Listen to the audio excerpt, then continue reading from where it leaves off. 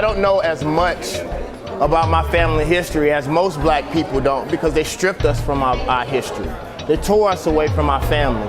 But one thing that I promised myself is that I might even change my family's name and start our lineage from me. Because if we don't keep up with our history, and our history has been destroyed, well, it's time for us to start creating anew now. So hopefully I can build a foundation, and the things that I do, my family can piggyback off of and make greater and make better. But I will tell you what, boy, whenever I have kids, I still do and say some things that are not in line with what America believes that should be in line for black men, because I don't believe in what America's vision for black men or black women.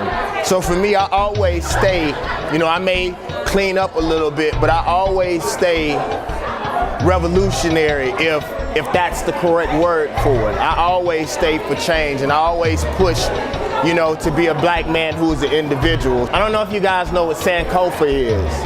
And if you don't know what Sankofa is, I'm not going to give you the definition. You need to look up what Sankofa is. Basically, if you don't know your history, you're doomed to go through the same thing. You're doomed to go through perpetual motion of the same exact occurrences happening.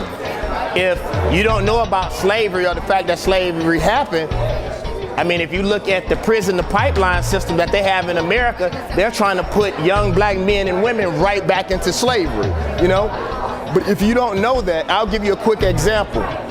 There's a place in Portland where the levees were blown up.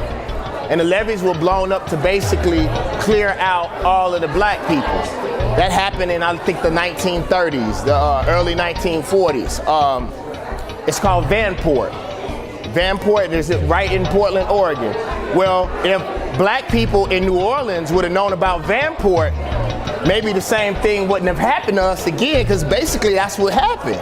And people don't talk about that aspect of what happened. So what I'm saying is it's very important to know all of your history, not just civil history, not just slavery, but have you ever wondered who black people were before slavery?